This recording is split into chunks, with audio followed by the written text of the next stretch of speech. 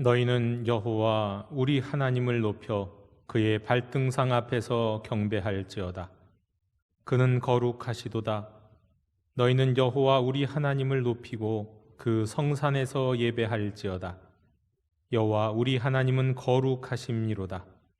하나님은 영이시니 예배하는 자가 영과 진리로 예배할지니라. 아멘.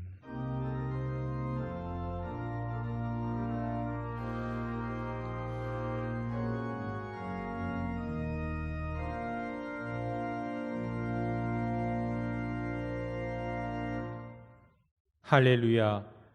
코로나 재확산으로 비대면 예배를 드리지만 그럼에도 저희를 보호하셨고 이 예배의 자리로 불러주셨으며 저희를 향하신 한없는 은혜를 지금 이 순간에도 부어주시는 주님을 찬양합니다.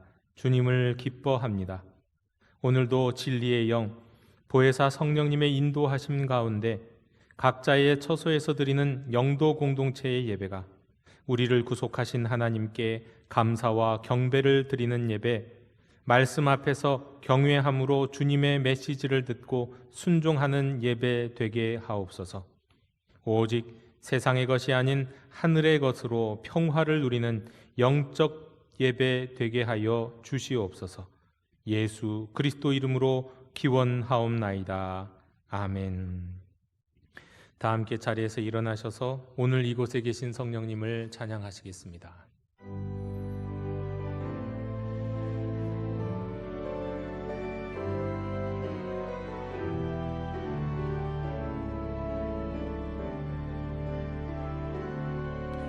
오늘 이곳에 계신 성령님, 우리에게 말씀하시고 우릴 가르치소서. 닫힌 우리 맘 열어주시고 주의 빛으로 밝혀 우릴 인도하소서. 주님보다 앞서지 않고 겸손하게 주님의 말씀 기다리니 주님 손에 우릴 드립니다. 사랑으로 인도하소서.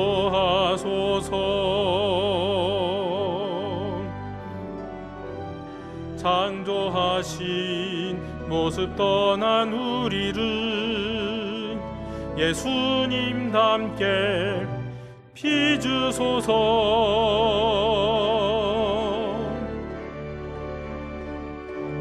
주님보다 앞서지 않고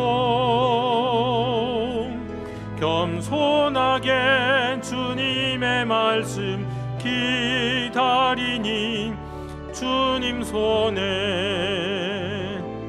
우릴 드립니다. 사랑으로 인도하소서.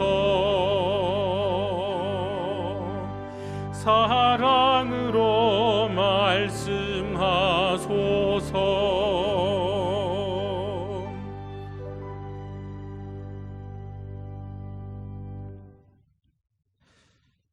긍휼이 풍성하신 하나님 아버지, 저희들은 아무런 소망이 없었습니다.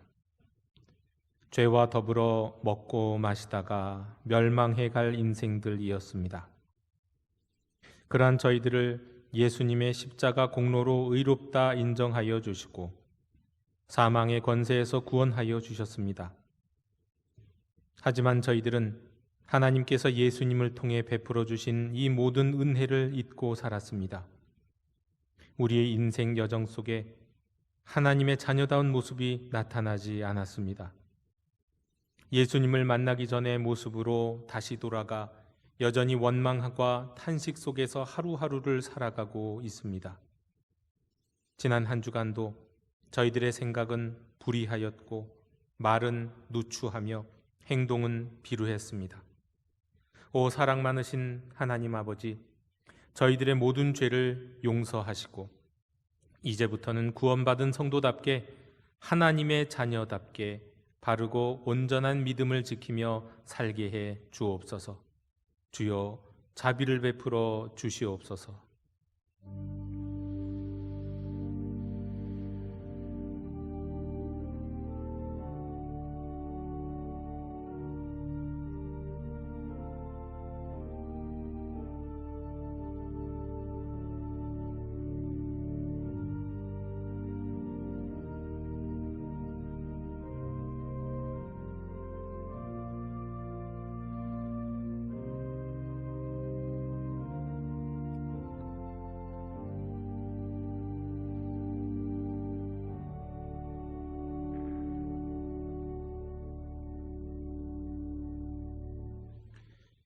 너희가 과연 이 모든 악을 행하였으나 여호와를 따르는 데에서 돌아서지 말고 오직 너희의 마음을 다하여 여호와를 섬기라.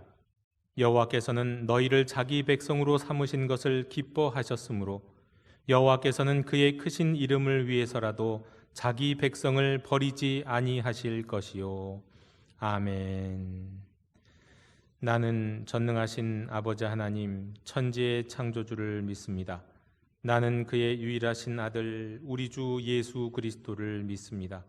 그는 성령으로 잉태되어 동정녀 마리아에게서 나시고 본디오 빌라도에게 고난을 받아 십자가에 못 박혀 죽으시고 장사된 지 사흘 만에 죽은 자 가운데서 다시 살아나셨으며 하늘에 오르시어 전능하신 아버지 하나님 우편에 앉아 계시다가 거기로부터 살아있는 자와 죽은 자를 심판하러 오십니다.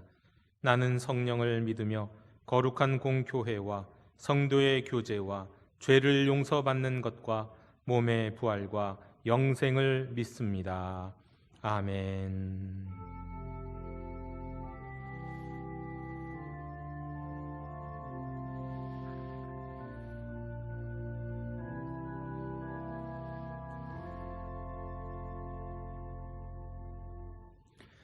다 함께 자리에 앉으셔서 성시교독 5번을 교독하시겠습니다. 여호와 우리 주여, 주의 이름이 온 땅에 어찌 그리 아름다운지요. 주의 대적으로 말미암아 어린 아이들과 젖먹이들의 입으로 권능을 세우시며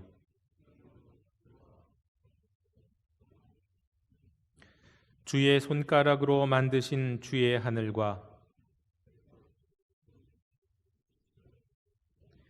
사람이 무엇이기에 주께서 그를 생각하시며 그를 하나님보다 조금 못하게 하시고 주의 손으로 만드신 것을 다스리게 하시고 만물을 그의 발 아래에 두셨으니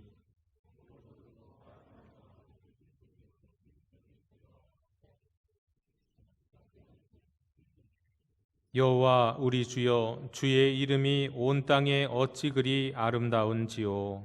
아멘.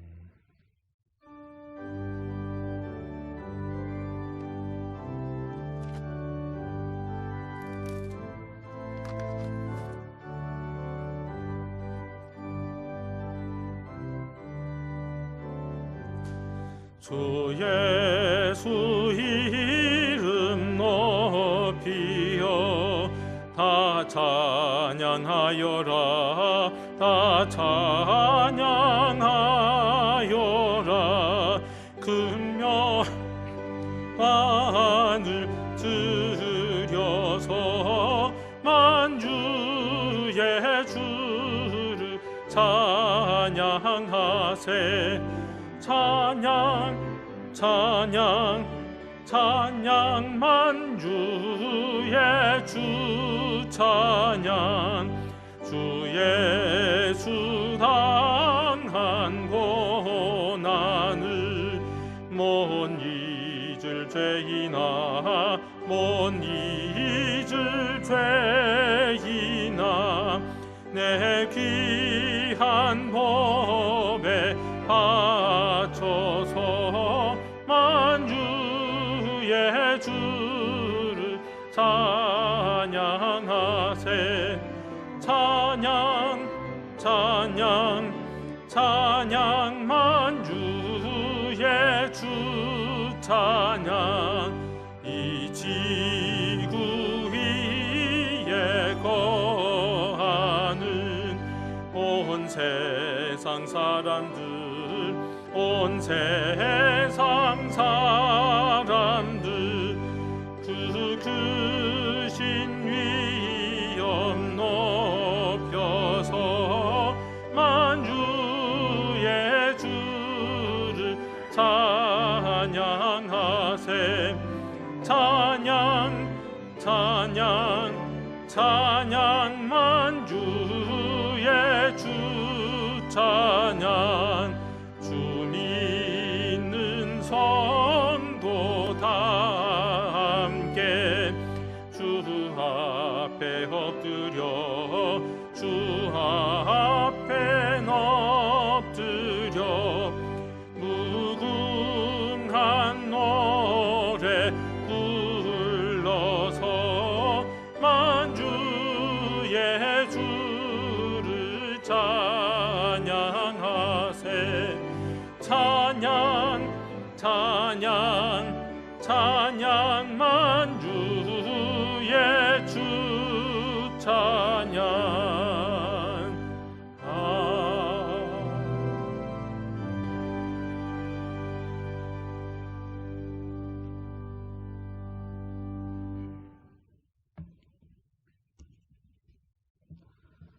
말씀으로 우주를 창조하시고 섭리하시는 전능하신 하나님, 어렵고 힘든 이 시기에 하나님의 말씀을 의지하고 나아갑니다.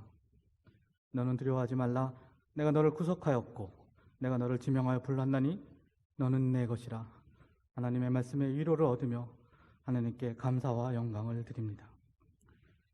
티끌만도 못한 존재이지만 주님의 은혜로 거듭나고 하나님의 섭리 안에서 구원을 베풀어 주심을 감사드립니다. 하나님의 크신 은혜로 지내고 있지만 지난 주간 돌이켜보면 마음과 다르게 육신이 연약하여 죄 가운데 지내왔음을 이 시간 고백합니다. 불쌍히 여기시고 저희 죄를 용서하여 주시옵소서. 이 예배의 시간에 성령님 함께 하시어 저희를 새롭게 하시고 온전한 성도로 살아가도록 저희를 인도하여 주시옵소서. 코로나로 인하여 온라인으로 드려지는 예배이지만 이 시간 각 처에서 주님께 예배를 드리고 찬양할 수 있음에 감사를 드립니다. 각자의 처소에서 드려지는 예배 가운데 주님 그곳에 임재하셔서 신령과 전심으로 드려지는 저희 예배를 받아 주시옵소서. 코로나가 또다시 확장하면서 온 성도가 함께 성전에 모여 예배하기가 어려운 형편입니다. 조속히 온전한 예배가 회복되도록 주님의 크신 은혜를 베풀어 주시옵소서. 광야의 힘든 길을 가는 출애굽 이스라엘 민족에게 구름 기둥과 불 기둥 만나와 메추라기를 허락하신 것 같이 코로나로 인한 혼란 가운데 온전한 길을 가도록 주님께 함께 하시기를 간구합니다. 이 질병과 환난에서 예배가 회복되고 하나님이 능력이 나타나도록 주님 도와 주시옵소서. 이 시간 하나님이 저희에게 주시는 뜻이 무엇인지 주님의 말씀을 더욱 깊이 있게 묵상하게 하시고 저희가 더욱 겸비하고 회개하며 하나님의 뜻을 구별하게 하여 주시옵소서. 선한 능력으로 교회가 사회적 책임을 감당함으로 그리스도의 선한 영향력으로 복음이 전파될 수 있도록 교회가 바로 서게 하시고 정치적으로나 편향되지 않고 말씀이 중심이 되어 올바로 서도록 주님 지혜를 허락하여 주시옵소서. 이 나라 미래 세대인 청년 세대가 복음 안에서 비전을 갖고 이 나라와 세계 복음화를 온전히 이루도록 주님 함께하여 주시옵소서. 또 여름절기를 맞이하여 각 교회에서 계획하고 준비하는 성경학교의 계획이 온라인으로 전환되는 과정에서 혼란스럽지 않게 하시고 어려운 형편 가운데서 준비하는 교육자와 선생님들에게 지혜와 열정을 주시고 믿음의 교육이 온전히 이루어지도록 주님 도와주시옵소서. 날씨가 많이 더워집니다. 더위와 코로나로 힘들게 보내는 방역 의료진과 또 연로하신 성도님들의 건강을 주님 지켜주시고 더운 여름을 잘 이겨낼 수 있도록 함께하여 주시옵소서. 경제적으로 건강상으로 어렵고 힘든 성도들에게 그 성도들의 기도를 들으시고 그 기도에 응답을 주시옵소서. 성령님의 위로가 충만하게 하여 주시옵소서. 오늘 강단에서 주님의 대언자로 박경원 목사님을 세우심을 감사드립니다. 전하시는 말씀에 성령님 함께 하시고 그 말씀을 집중해서 경청함으로 말씀의 능력이 있게 하시고 주님의 크신 은혜가 넘치게 하여 주시옵소서. 예배를 위하여 각 처소에서 수고하고 섬기는 성도들의 수고를 주님 받아주시고 각 처소에서 온 마음을 모아 예배드리는 모든 성도가 성령이 충만한 예배가 되게 하여 주시옵소서. 이 모든 말씀 예수님의 이름으로 기도드립니다. 아멘.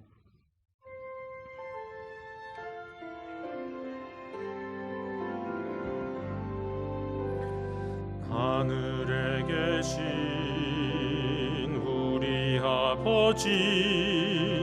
아버지의 이름을 거룩하게 하시며 아버지의 나라가 오게 하시며 아버지의 뜻이 하늘에서와 같이 땅에서도 이루어지게 하소서.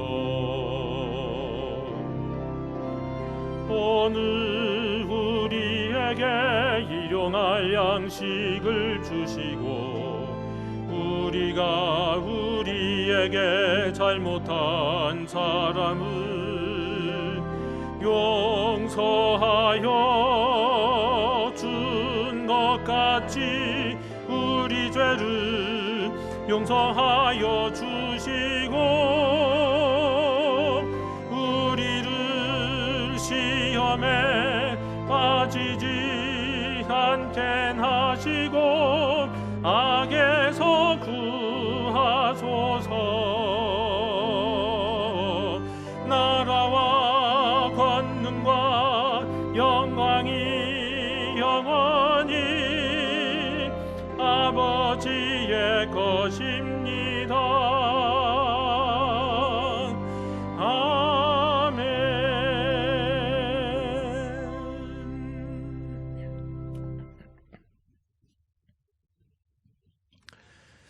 공동체 소식을 전해드리겠습니다. 지금 우리 성도님들이 가정에서 경험하고 계시는 바와 같이 우리 코로나19 재확산으로 인해서 오늘부터 본래는 다음 주일 예배까지긴 하지만 언제까지인지 지금 기한 없이 온라인으로 가정 예배를 드리게 되었습니다. 주일 예배, 수요 기도회 온라인으로 예배를 드리고 새벽 기도회는 또 온라인으로 묵상하는 음성 파일을 올리고 있습니다. 골방 기도회는 영적 재충전 중이고요. 또 교육부서도 온라인으로 현재 예배 드리고 있습니다. 바라기는 속히 이 코로나 재확산의 이 붐이 사그라져서 다시 대면으로 자유롭게 예배 드릴 수 있는 그날이 왔으면 좋겠고 다시는 이런 일이 이제 재발되지 않기를 간절히 기도합니다. 다음 주일은 우리가 선교 주일로 지킵니다. 또 재직회는 방역 지침에 따라 연기되었음을 다시 한번 알려드립니다. 지난주에 새가족 등록 및 양육가정에 대한 안내를 드렸습니다. 기존에는 오시는 첫날, 등록하는 첫날 우리가 예배당과 새가족 부실에서 함께 환영을 했었는데 앞으로는 오시는 날에는 새가족 부실에서 그리고 6개월 동안 함께 예배하고 또 소중의 교육과정을 이수하신 다음에 우리 온 교인들 앞에서 수료하고 환영하는 시간을 갖도록 하겠습니다. 오늘부터 지금 이 시간부터 우리 교회학교 여름성경학교가 시작이 되었습니다. 오늘부터는 우리 영유아 유치부가 이번 주랑 다음 주, 또 유년부는 오는 토요일과 주일, 또 소년부는 다음 주와 그 다음 주일, 그리고 청소년부는 31일과 8월 1일, 청년부는 8월 7일과 8월 8일에 온라인으로 성경학교 및 수련회를 진행합니다. 본래는 대면과 비대면을 함께 하려고 했지만 이제 어쩔 수 없이 완전히 온라인 비대면으로 진행하게 되는데 언젠가도 말씀드렸지만 이렇게 진행할 때 우리 아이들의 집중력이 많이 흐트러지기 때문에 또 준비하시는 입장에서도 다양한 것을 보여드릴 수 없어서 참으로 어려움이 많습니다.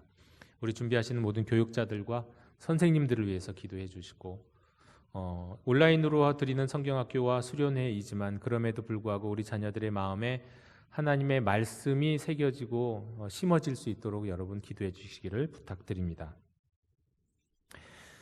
교우 동정입니다. 하나님의 위로를 빕니다. 우리 지난 주간에 1교구 4셀의 박태윤 집사님이 별세하셨습니다. 또 1교구 21셀의 우리 황송희 집사님도 별세하셨습니다. 코로나 상황 속에서 여러 가지 어려운 가운데 장례를 치렀습니다. 우리 유족들을 위해서 기도해 주시고 이런 가운데서도 어떻게든 위로의 발걸음을 해주셨던 우리 성도님들께 감사를 드립니다.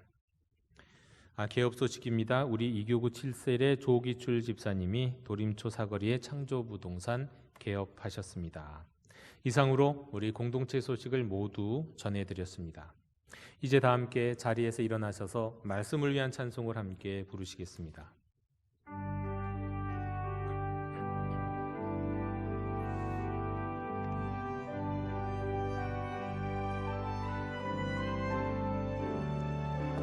말씀하소서 여호와여, 온 맘 다하여 듣겠나이다. 성령 하나님이여 평안 내려 주소서. 듣겠나이다.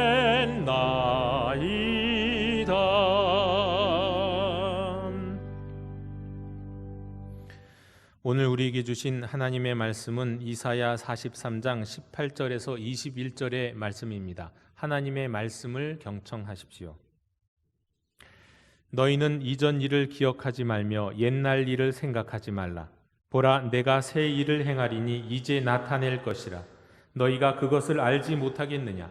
반드시 내가 광야에 길을, 사막에 강을 내리니 장차 들짐승 곧 승냥이와 타조도 나를 존경할 것은 내가 광야에 물을, 사막에 강들을 내어 내 백성 내가 택한 자에게 마시게 할 것임이라. 이 백성은 내가 나를 위하여 지었나니 나를 찬송하게 하려 함이니라. 아멘. 앉으시겠습니다.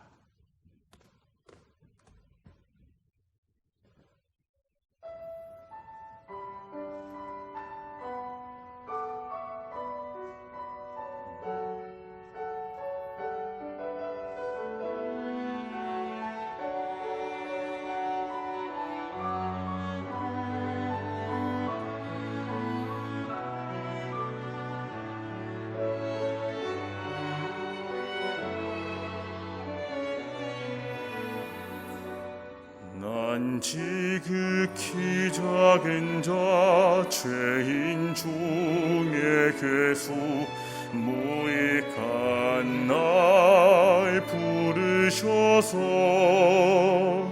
간절한 기대와 소망 부끄럽지 않게 십자가 전개하셨네.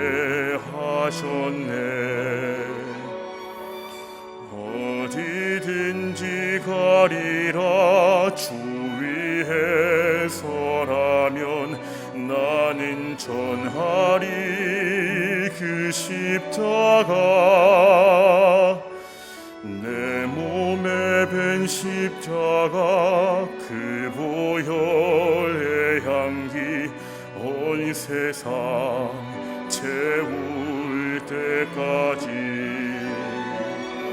살아도 주를 위해 죽어도 주를 위해 살아 죽으나 난 주의 것.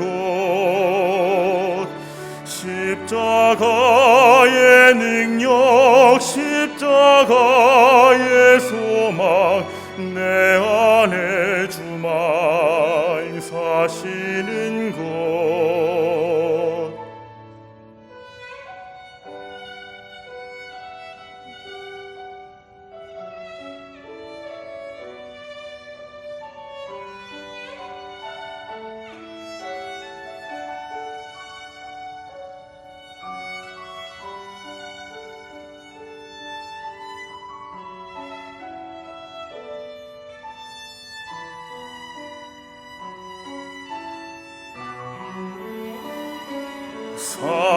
살아도 주를 위해 죽어도 주를 위해 사나 죽이나 난 주의 것 십자가의 능력 십자가의 소망 내 안에 주만 사시는 것 살아도 주를 위해 죽어도 주를 위해 사나 죽이나 난 주의 것 십자가의 능력 십자가의 소망 내 안에 주만 사시는 것 난 지극히 작은 자 죄인 중에 괴수 무익한 날 부르셔서 간절한 기대와 소망 부끄럽지 않게 십자가 전개하셨네 내 사랑 나의 십자가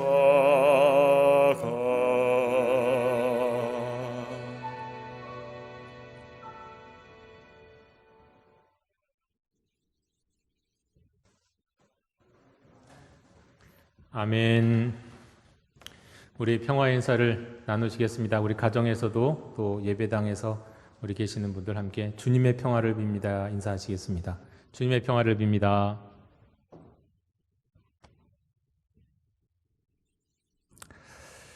구속하면 여러분은 어떤 그림이 그려지십니까? 성경에서 우리 믿음의 고백 가운데 정말 많이 사용되는 단어이면서 어른아이 할 것 없이 우리 그리스도인들이 또 가장 많이 오해하고 잘 모르는 단어가 바로 구속입니다. 제가 가정 예를 들으면서 저희 아이들한테 한번 물어봤습니다. 그래도 목회자 가정의 아이들이니까 알겠지 하고 물어봤는데 한 해는 이 구속이라는 단어를 뉴스에서 나오는 구속 장면, 연예인, 정치인들 누가 구속되었다라고 하는 이 몸이 속박되는 것을 생각하면서 구속이라는 단어의 뜻으로 오해하고 있었습니다. 그러면서 14절에 내가 너희의 구속자다라고 여호와께서 말씀하시는 이 말씀을 읽으면서 하나님께서 하나님의 자녀들을 가두고 꼼짝 못하게 했다. 그런 식으로 이해하면서 성경을 읽어왔다는 걸 알게 됐습니다. 또 하나는 그래도 좀 낫는데요. 구원자다라고 이해하고 있었습니다. 구속은 구원하는 거다. 가깝죠. 네, 구속한다라는 것과 구원한다는 것은 상당히 가까운 의미는 분명합니다. 하지만 이 구속에는 조금 더 깊은 또 역사적인 의미가 있죠. 구속, 성경에서 다른 말로 속량이란 말로도 사용되고 있죠. 영어로는 redeem입니다. 집안의 가족 및 친척 중에서 한 사람이 예를 들어서 빚을 갚지 못해서 종이 되면은 대신 값을 치르고 그를 돌아오게 하는 사람, 이 구속자입니다. 또 가족 친척 중에서 억울한 죽임을 당한 사람이 있으면 원수를 갚아주는 사람, 이게 구속죄예요. 이게 구속하는 겁니다. 한마디로 몸값을 치르고 구해내거나 또 억울한 것을 대신 복수해 주는 게 성경적인 의미에서의 구속입니다. 그런데 성경에 보면 일단 구약과 신약 성경을 나누어서 생각해 보면은요, 정말 구약 성경에서 여호와 하나님은 이스라엘의 진정한 구속자가 되셨습니다. 오늘 말씀에서도 우리 43장에서도 14절에서도 너희의 구속자다라고 말씀하시는 그 말씀 그대로 여호와 하나님은 이스라엘의 구속자셨어요. 어떤 의미에서요? 대신 값을 치르고 구해내시는 것도 있었고요. 또 억울한 일을 당한 것에 대해서는 또 복수해 주시는 것. 이 두 가지 차원에서 여호와 하나님은 이스라엘의 진정한 구속자셨습니다. 지금 남유다의 멸망 이후에 바벨론에 끌려가서 포로로 있는 이스라엘 백성들에게 전하시는 말씀이 이사야 43장이죠. 그런데 이제 그들에게 하나님이 내가 구속자라고 말씀하시면서 뭐라고 말씀하시냐면, 하나님은 내가 바벨론 사람들을 이스라엘을 대신할 몸값으로 삼겠다. 실제로 바벨론이 바로 그 이후에 심판을 당하거든요. 몸값으로 삼아서 이스라엘을 구원하실 것이라고 말씀하셨습니다. 그러니까 원수였던 바벨론, 하나님의 백성들을 핍박했던 바벨론에게는, 원수에게는 복수를 해주신 거고요, 이스라엘 백성들은 값을 치르고 구원해 주셨어요. 이게 바로 구속자입니다. 이 구속자의 모델이시죠. 자, 구약 성경에서 하나님이 하신 일이 이 구속자의 모델이셨다면 신약 성경에서는요? 신약 성경에 따르면 우리 믿음의 핵심은 바로 예수 그리스도가 우리의 구속자라는 거예요. 예수 그리스도 나의 구속자. 예수님이 고난당하시고 십자가의 죽으심이 우리를 위해서 대신 치르신 죄의 값이고, 예수님 자신이 그 죄값을 대신 치르셨어요. 그로 인해서 우리는 죄로부터, 사망으로부터, 악의 권세로부터 구원을 받았다는 겁니다. 구속자 맞죠? 또 한 측면에서는요, 요한계시록에 따르면 세상에 대한 심판 역시 세상으로부터 억울한 일을 당하고 핍박을 당한 교회를 대신해서 어린 양이신 예수 그리스도가 일종의 복수를 해주시는 거예요. 그러면서 하나님의 백성을 구속하시는 장면, 이게 요한계시록의 그림이거든요.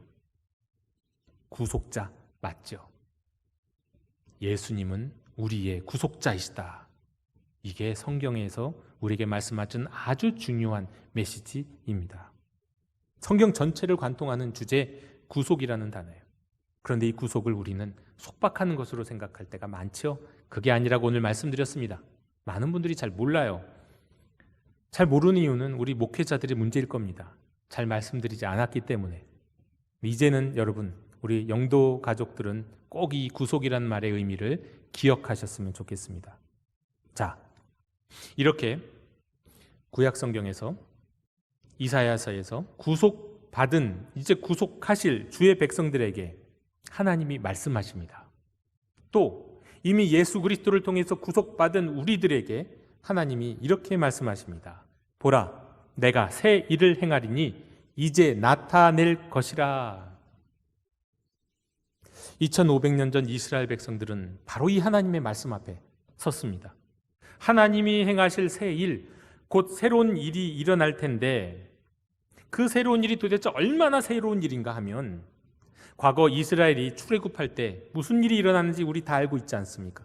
하나님의 바다 가운데 큰 길을 내셨어요. 바다에 물벽을 세우셨어요.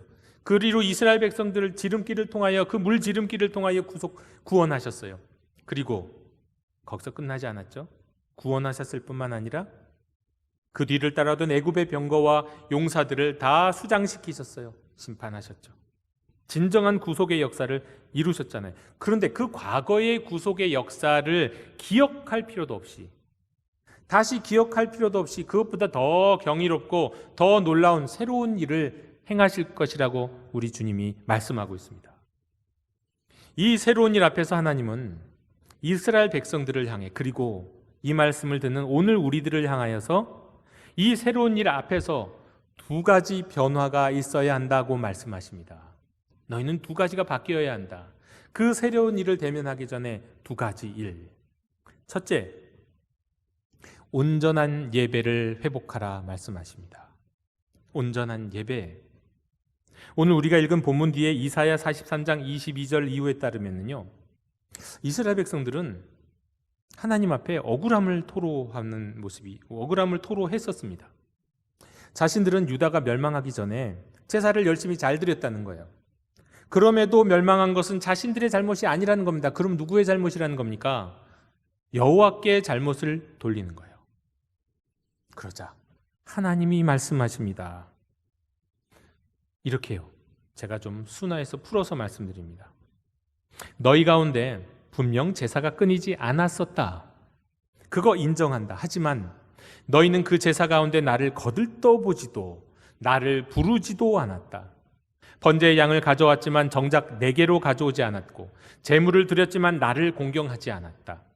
나는 내게 많은 것을 요구하지 않았다. 비싼 것을 원한 것도 아니다. 그런데 돈을 많이 지불하고 먼 나라에서 가져온 값비싼 상품을 가져왔을 때도 실은 그것조차도 나를 위한 게 아니었다. 희생의 기름을 드리기도 했지만 그게 나를 흡족하게 하지 않았다. 너희는 내게 참으로 인색하고 구두쇠처럼 굴었다. 이스라엘이 제사를 안 드린 건 아니라는 겁니다.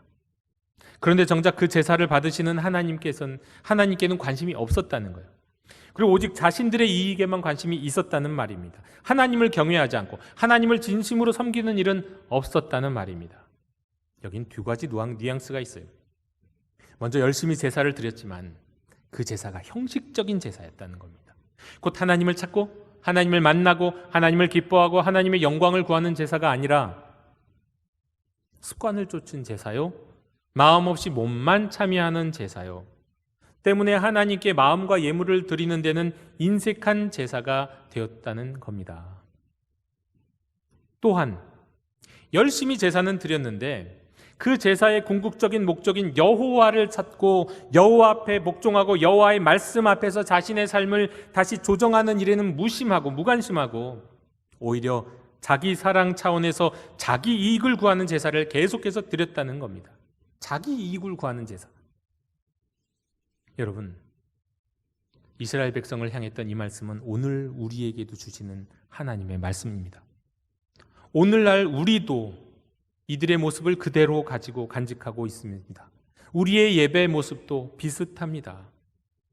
습관을 쫓아서 예배하기 때문에 예배에 어떤 기대도 없어요. 예배 가운데 어떤 하나님을 향한 갈망 없이 예배를 드립니다. 그동안 늘 그래 왔기에 몸은 예배의 자리에 있어도 마음은 세상에 빠져 있습니다. 예배 가운데 하나님을 기뻐하는 일은 좀처럼 일어나지 않습니다. 함께 여행을 하지만 마음은 전혀 다른 데 있는 그런 친구, 그런 가족, 여러분 그런 경험해 보신 적 있나요? 그런 거예요. 예배의 순서를 따라가지만 진정으로 예배 가운데 하나님과 소통하고자, 하나님과 대화하고자, 하나님의 음성을 듣고자, 하나님을 찬양하고자, 간절히 기도하고자 하는 마음이 없어요.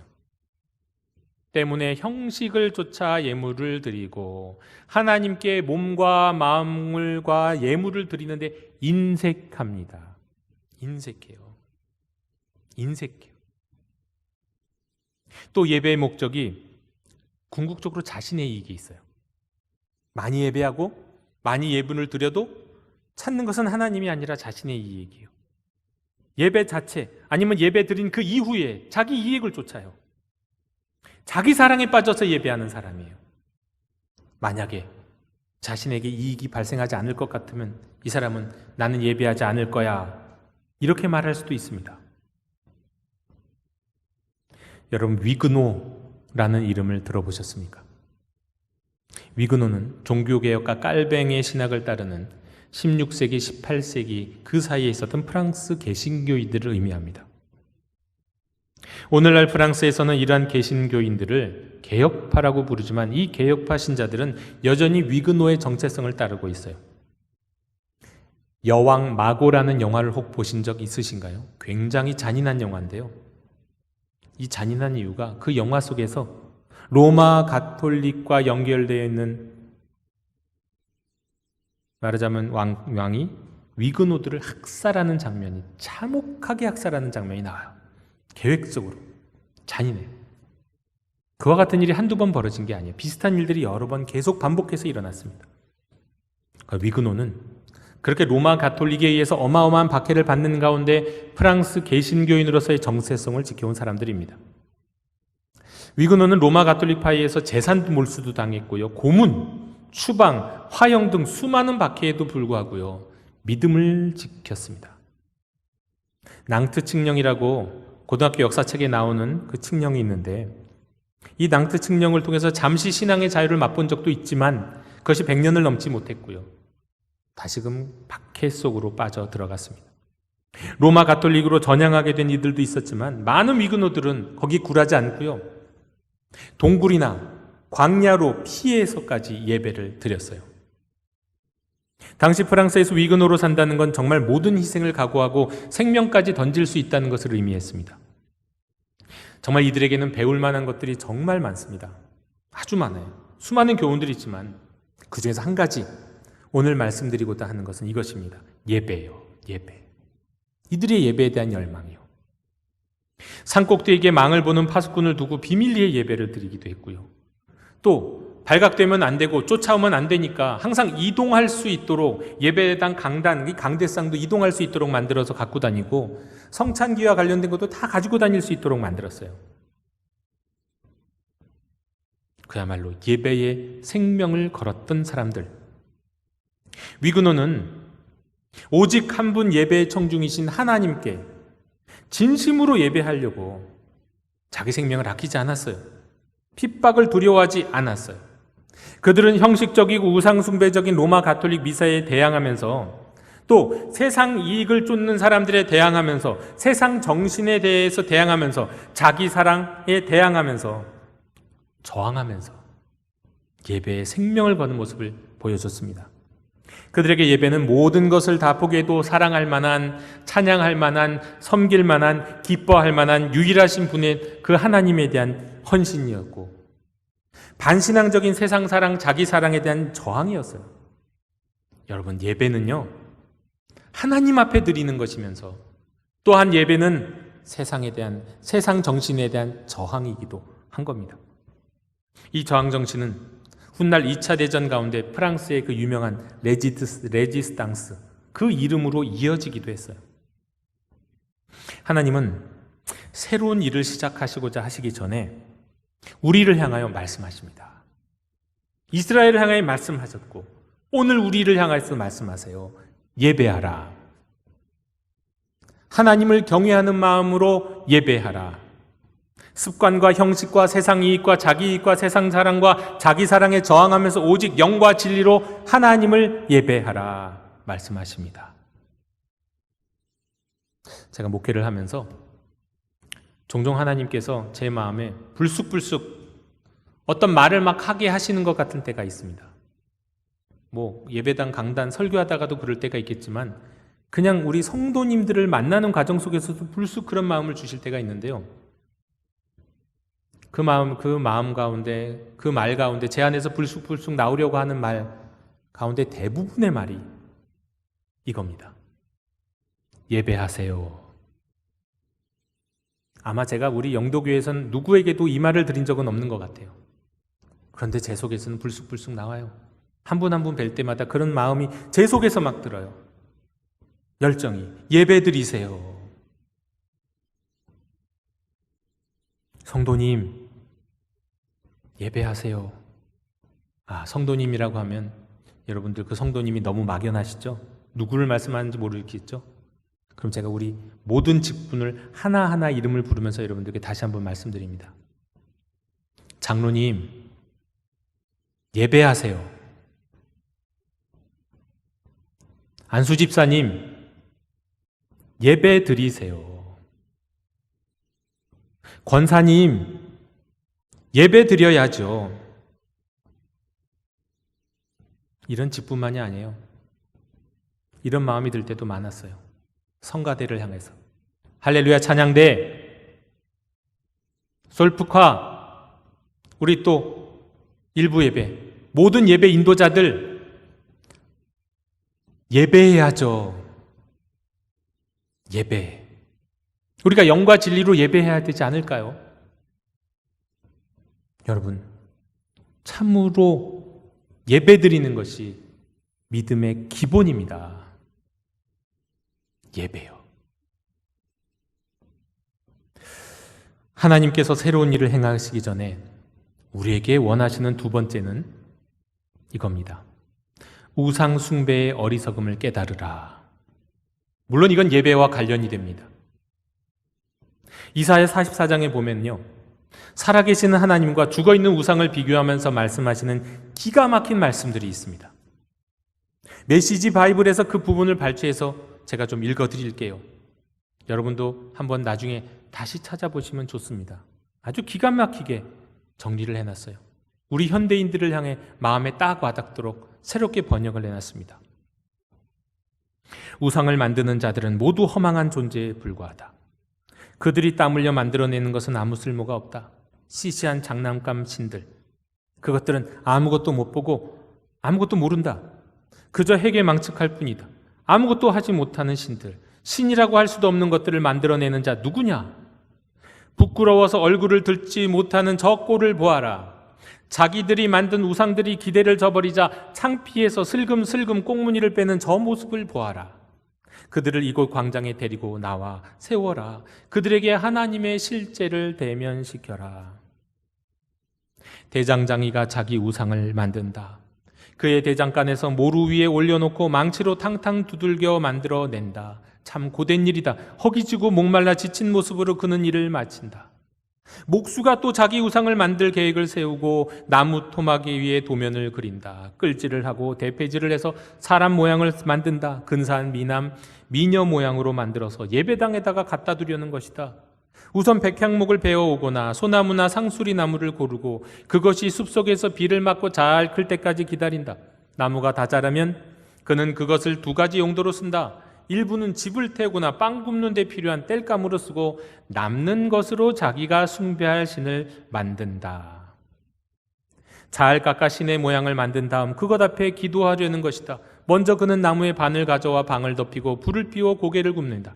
배불리 먹은 다음 배를 두드리면서 따뜻한 불가에 기대어 앉아 말한다. 아, 이런 게 사는 맛이지. 그 다음에 그는 남은 나무를 가지고 자기 취향에 따라 우상을 디자인한다. 마음 내킬 때 편하게 예배할 수 있도록 간편하고 편리한 우상을 만든다. 그러고 나서 필요할 때마다 그것 앞에서 기도한다. 나를 구원해 주십시오. 당신은 나의 하나님입니다. 이 얼마나 바보 같은 짓이냐. 눈이 있어도 보지 못하고 머리가 있어도 생각하지 못하는구나. 아니, 그들에게는 이런 생각이 들지 않더란 말이냐. 내가 이 나무의 반으로 불을 피웠다. 그것으로 빵을 구웠고 고기를 구웠고 배불리 먹었다. 그리고 나머지 반으로 우상을 만들었다. 이런 혐오스러운 우상을, 아니 나무 막대기에 불과한 것 앞에서 내가 기도하고 있다니. 여러분, 우리가 예배 드릴 때 하나님 앞에 예배 드린다고 생각하지만 사실은 우리가 만들어낸 우상 앞에 예배 드리고 있을 때가 얼마나 많은지 몰라요.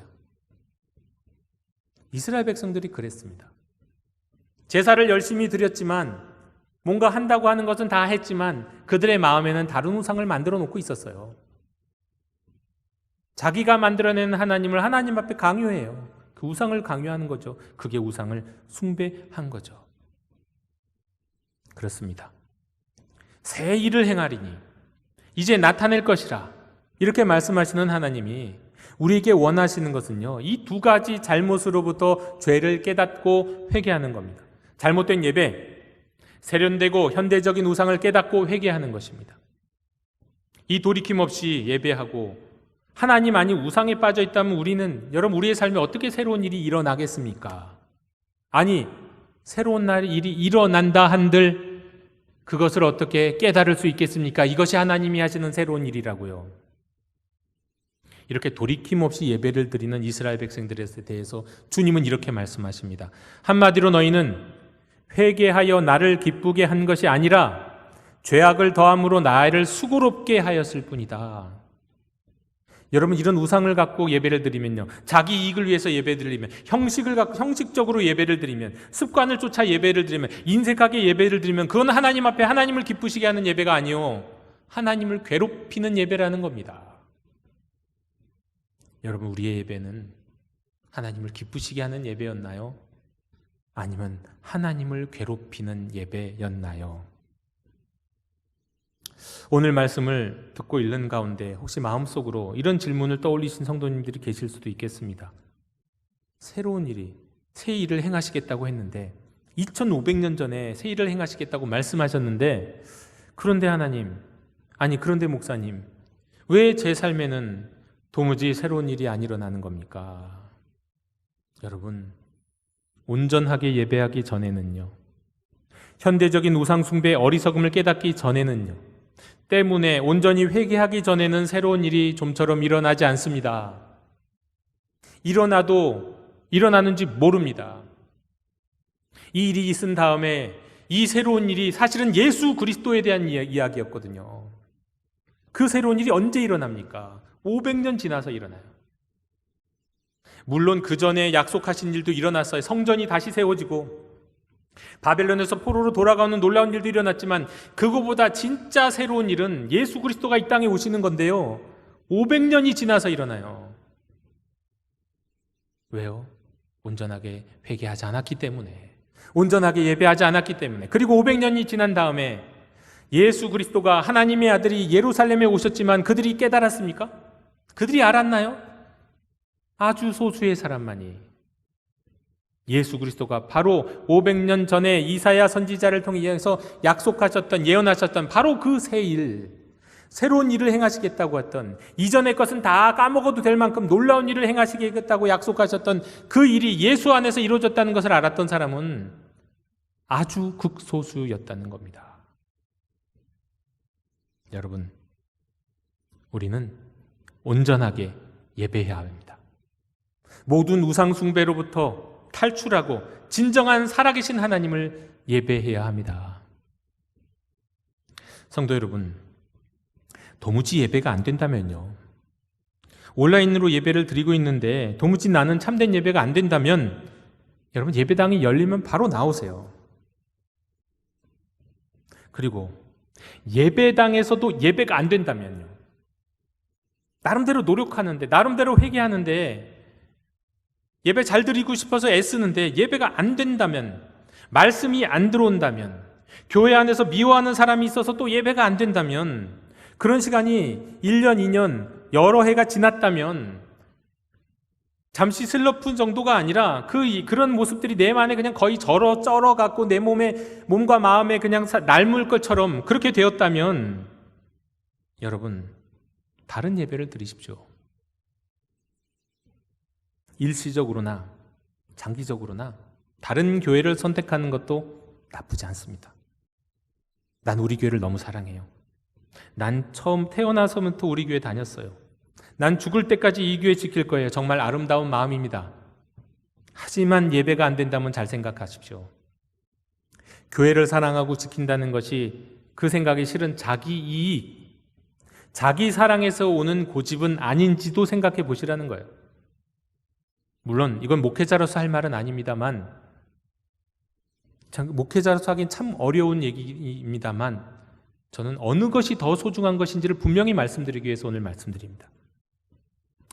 저는 목회하면서 예배를 쫓아다니는 분들 많이 뵀습니다. 아니, 그보다는 어떻게 보면 설교를 쫓아다니는 분일 수도 있고요. 둘 가지 다일 수도 있습니다. 정말 많이 뵀어요. 아마 수백 명을 만났을 겁니다. 그런 분들 가운데서는요, 새로운 교회, 새로운 예배 잘 정착하신 분도 계십니다. 또 계속 가는 곳마다 새로운 불만을 가지고 또 옮겨 다니시는 분도 계세요. 그러다가 아예 교계에서 실종되시는 분도 있습니다. 때문에 목회자로서 결코 권할 수는 없지만 예배는 그만큼 소중하다는 거예요. 예배는 생명이라는 거예요. 한 번의 예배라도 그저 지나가선 안 된다는 얘기를 지금 드리는 겁니다. 예배와 교회, 여러분 둘 중에 어느 것이 더 중요합니까? 어느 것이 더 중요하다고 생각하나요? 저는 말씀드릴게요. 예배라고요. 예배. 예배가 온전하지 않은 교회는요, 더욱더 온전하지 않은 교회입니다. 예배를 못 드리는 그것보다 더 온전하지 않아요. 예배가 온전하지 않은 신앙생활은 그건 그냥 종교생활입니다. 교회에서 참 예배를 드리고 있지 못하다면 여러분, 그건 목사라도 장로다라도 안수집사라도 권사라도 성가대원이라 하더라도요, 그거는 종교생활을 하는 겁니다. 나아가서 좀 더 깊은 성찰 가운데 내가 예배하고 내가 찾고 내가 찬양하는 그 하나님이 바로 정말 성경의 하나님인지, 아니면 내가 교묘하게 만들어낸, 내가 뭐 하다가 남은 것 갖고 만들어낸 그런 어떤 일종의 우상인지도 분별할 수 있어야 합니다. 몸은 교회에서 예배드리지만 내 영은 성경의 하나님이 아닌 내가 만든 우상을 숭배할 수도 있는 겁니다. 이것과 관련해서 매일 묵상하시는 우리 영도교회 형제자매 여러분, 우리 교회의 비전과 정체성은 매일 묵상하는 겁니다. 날마다 하나님 말씀 묵상하는 거죠. 근데 이번 주간의 묵상 본문이 지난주에서 이어서 계속 이사야예요. 특별히 이사야 44장 45장 쭉 이어지는데 이 말씀들 깊이 묵상하시는 여러분 되셨으면 좋겠습니다. 원수를 심판하시고 거짓 예배와 우상 숭배로부터 돌이킨 그 하나님의 자녀들을 용서하시고 새 일을 이루시는 그 여호와 하나님의 구속의 역사, 그 구속받은 하나님의 자녀들의 기쁨이 이 이사야의 말씀 가운데 나오기 때문이에요. 말씀을 묵상하십시오. 특별히 2주간에 집중해서 코로나로 인해서 우리가 비대면 예배를 드릴 수밖에 없는 이럴 때에 하나님 말씀 매일 묵상하는데 전심전력을 다하십시오. 여기는 직분이 필요가 없어요. 목사, 장로, 권사 이런 게 아니에요. 두 가지 종류의 사람밖에 없어요. 매일 하나님의 말씀을 묵상하느냐, 그렇지 않느냐. 말씀의 사람과 말씀의 사람 아닌 두 종류의 사람밖에 없는 겁니다. 이사야의 말씀을 특별히 묵상하시는 우리 성도님들이 되셨으면 좋겠습니다. 말씀을 정리합니다. 저는 기대합니다. 코로나를 통해서, 코로나 이후에 우리 각자의 삶과 교회의 역사 속에서 새 일을 행하실 하나님을 말이죠. 이전 일을 기억할 필요가 없을 정도로, 옛날 일을 생각할 필요가 없을 정도로 놀라운 일을 행하실 하나님을 주목합니다. 우리가 이 새로운 일에 방관자가 아니라 참여자가 되기를 원하신다면, 구속받은 백성이 되기를 원하신다면 그런 이들에게 주신 하나님의 말씀을 기억하십시오. 예배하라. 참으로 예배하라. 죽은 우상이 아니라 살아계신 하나님을 섬겨라. 이 말씀에 순종함으로 우리 삶의 새로운 일을 이루시는 그 하나님을 경험하는 저와 여러분이 되시기를 주님의 이름으로 축원합니다. 하나님, 오늘 말씀하여 주신 말씀은 우리가 믿고 기대합니다. 우리의 구속자라고 말씀하셨습니다. 새 일을 이루겠다고 말씀하셨습니다. 그 말씀에 우리가 응답하기 위해 해야 할 일, 참된 예배자가 되는 것, 우상이 아니라 살아계신 하나님을 예배하는 사람이 되는 것, 저희가 이 일에 있어서 실패하는 자 되지 않도록 도와주시옵소서. 예배의 소중함, 예배를 생명처럼 여기고 예배에 승리하는 저희들 될 수 있도록 인도해 주시옵소서. 그리하여 새 일을 이루시는 하나님의 사역에 동참하는 저희들 되도록 도와주시옵소서. 예수 그리스도 이름으로 기도드립니다. 아멘. 이 시간 응답의 찬송 436장 부르시며 봉헌하시겠습니다.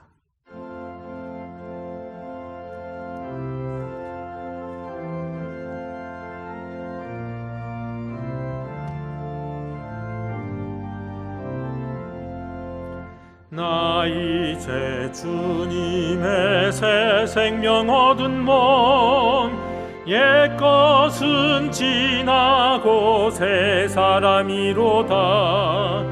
그 생명 내 맘에 강같이 흐르고 그 사랑 내게서 해같이 빛난다. 영생을 누리며 주 안에 살리라. 오늘도 내일도 주 함께 살리라.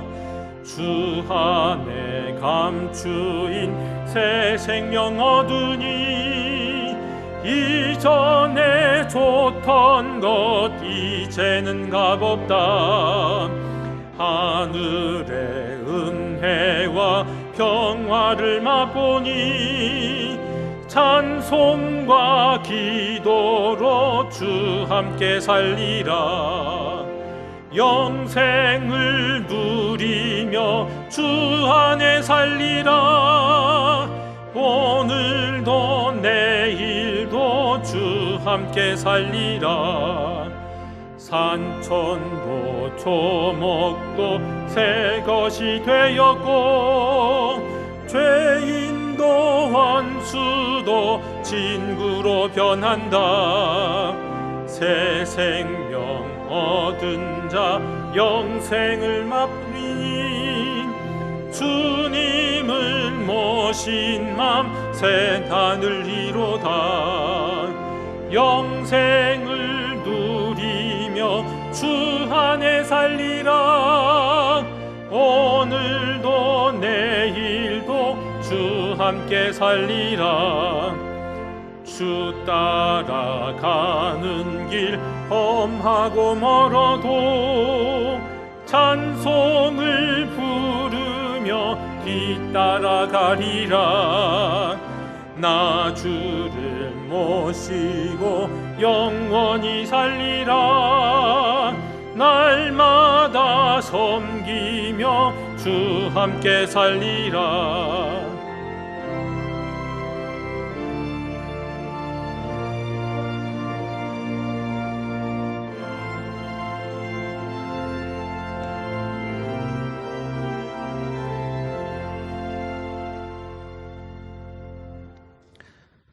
주님 드립니다. 마음을 드리고 헌신을 드립니다. 하나님 기뻐하시는 온전한 예배를 사모하는 가운데 인색함 없이 정성을 담아 예물을 드립니다. 주일 헌금과 10의 1조와 감사 헌금 그리고 여러 이름의 예물들을 주님께 드리오니 받아 주시옵소서. 저희가 드리는 온전한 예배 가운데 약속하시고 행하시는 새 일을 보게 해 주시옵소서. 드리는 손길들의 몸과 마음을 주관하옵시고 특별히 몸과 마음의 형편이 어려운 가운데 정성을 다하는 주님의 자녀들을 사방으로 보호하시고 축복해 주시옵소서. 감사드리며 예수님 이름으로 봉헌기도 드리옵나이다. 아멘. 다 함께 자리에서 일어나셔서 결단의 찬양을 함께 부르시겠습니다.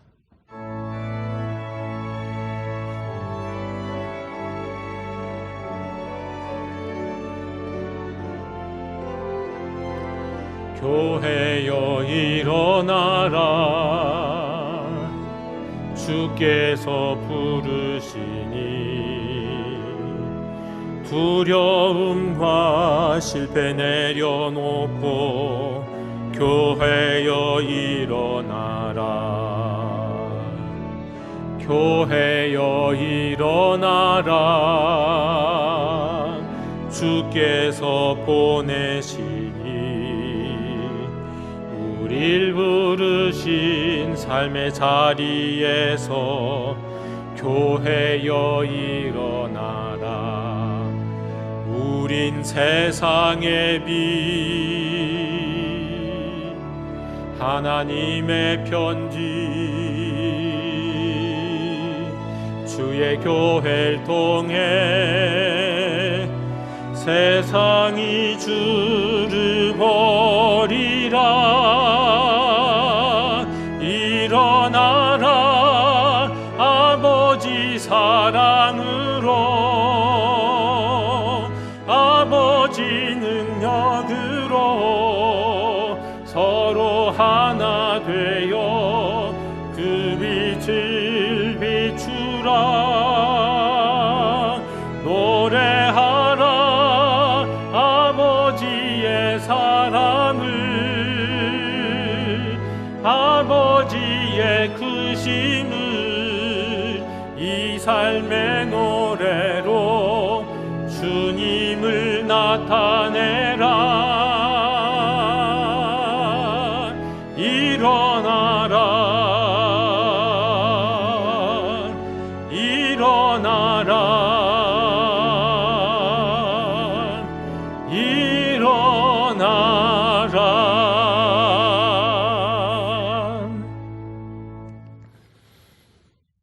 여호와는 내게 복을 주시고 너를 지키시기를 원하며 여호와는 그의 얼굴을 내게 비추사 은혜 베푸시기를 원하며 여호와는 그 얼굴을 내게로 향하여 드사 평강 주시기를 원하노라. 아멘.